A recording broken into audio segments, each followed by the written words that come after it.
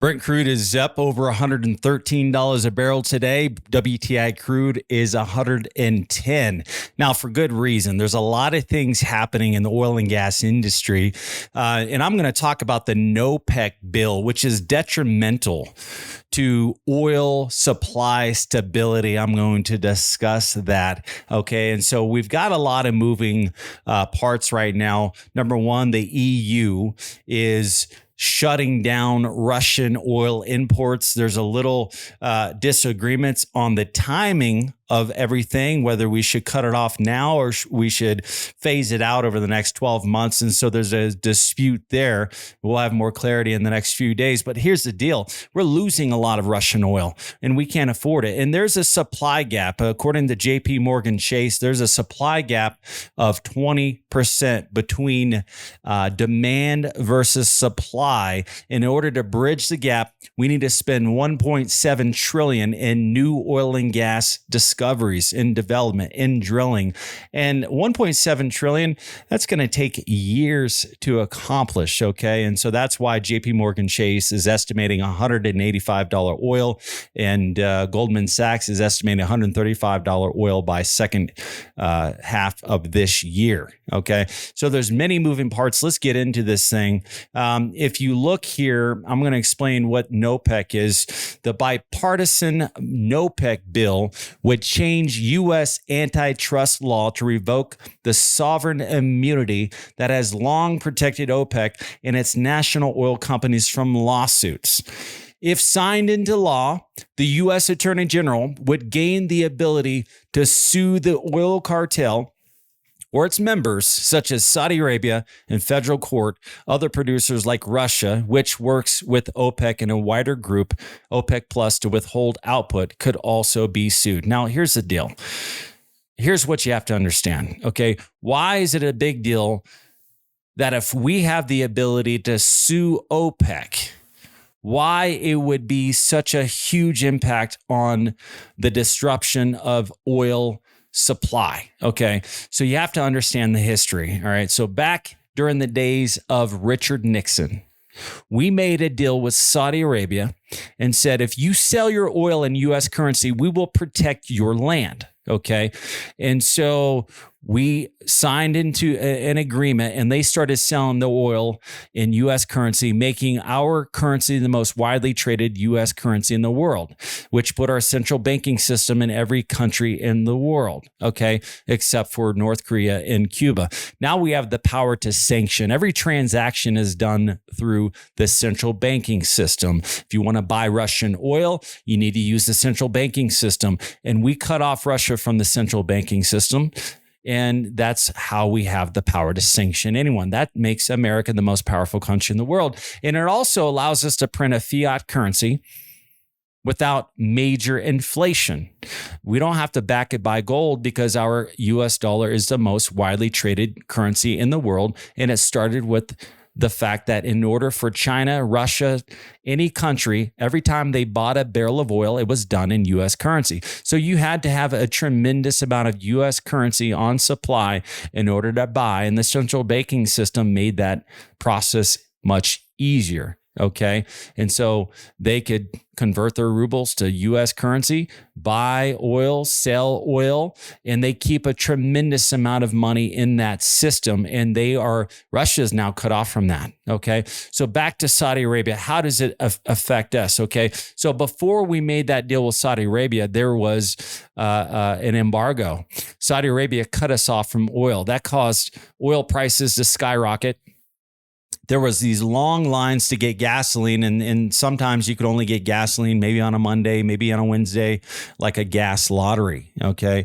And so we ended those oil embargoes with Saudi Arabia when we made that agreement, okay? Fast forward to under Trump. Trump told Saudi Arabia to get lost, told OPEC to get lost, and they submitted to Donald Trump because we were producing more oil than any country in the world, okay?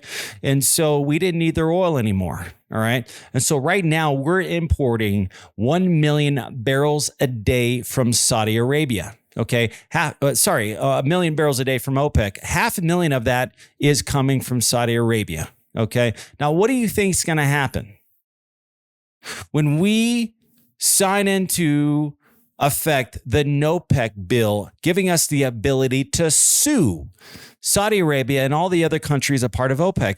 Saudi Arabia is going to give us the biggest middle finger, and they are going to do another oil embargo, and we're going to lose 500,000. And if all of OPEC agrees, to 1 million barrels a day. What do you think is going to happen to oil prices?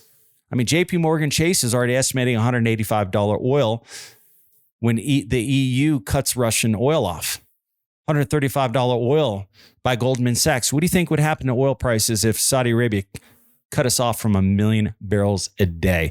They have that power. There was a time they didn't have that power during the days of Trump.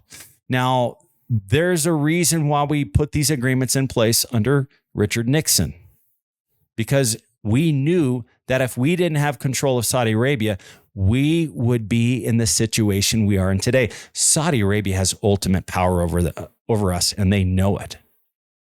And the ability to snub Biden and not answer his phone call says a lot. Now, Saudi Arabia is pissed at America.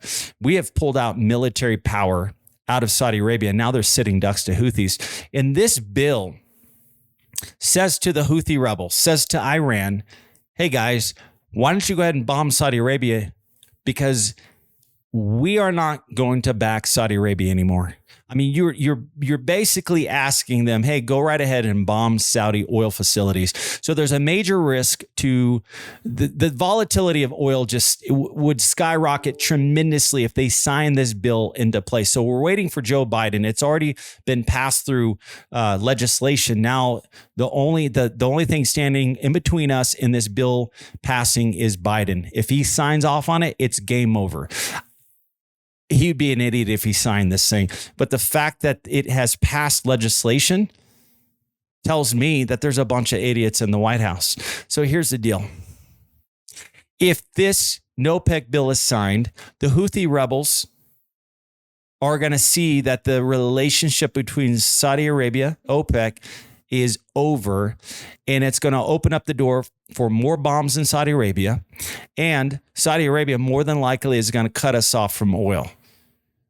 I've never seen more volatility in oil and gas in all my days. Okay. And so oil prices, it's only going to get, I mean, we're already at $113 a barrel, guys. And so, let's get into a couple other news articles here.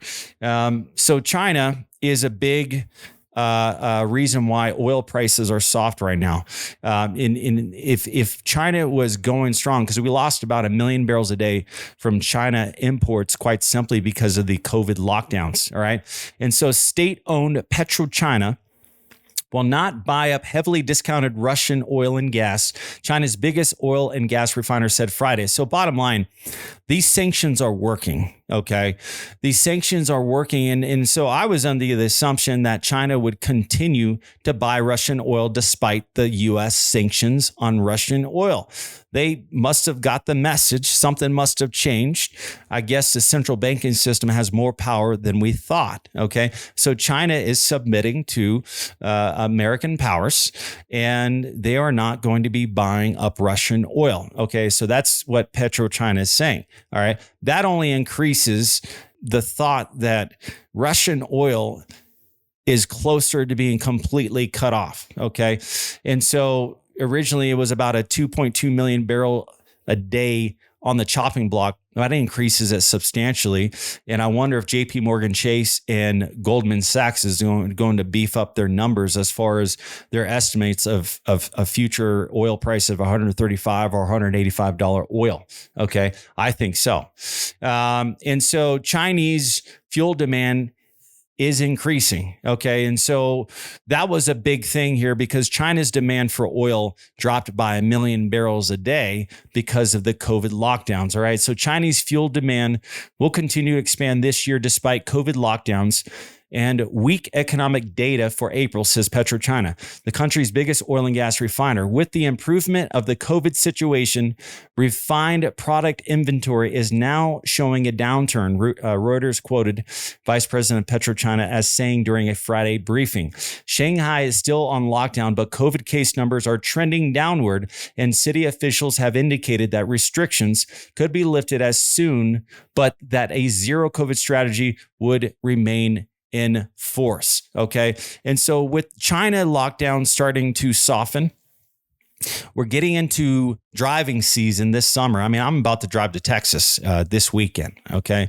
A lot of people are going to be driving this summer. The demand for gas is increasing. If China's lockdowns stop, that's a million barrel a day increase in demand. Russia's oil continues to decline because the EU is cutting them off. We're seeing that they're cutting them off. If we sign this OPEC bill into place, the Houthi rebels are going to start attacking even more. They're becoming more bold, quite simply because U.S.-Saudi relationships are very fragile right now. And the fact that they're even considering signing an OPEC bill is already sending the message to Saudi Arabia, America doesn't have her back anymore. And that agreement with Richard Nixon is dead. Okay. And so in the past, they have put an oil embargo on us, causing gas and oil prices to skyrocket. Imagine them cutting us off from 500,000 to upwards of 1 million barrels a day of oil. I'm telling you guys right now, this is the Wild West for the oil and gas industry. I've never seen anything like it. OPEC is continuing to ignore the cries of the world, of America, saying, hey, give us more oil. They are continuing to strategize and manipulate and control oil prices. I wouldn't be surprised if they said, you know what, forget you guys and give us a big middle finger and allow oil prices to skyrocket and simply curb oil production. I'm telling you, it put it past me if they did that. All right, guys, I'm Sean Pruitt, president of Kingdom Exploration. If you're interested in oil and gas news, oil investments, please subscribe to this channel. And if you'd like to get a hold of me, I'm currently developing oil and gas properties in New York and Texas, Oklahoma, and we've got a lot of good programs right now. I'd love to chat with you about it. Look in the description below. There's a link to request information, and we'll talk soon. Thanks.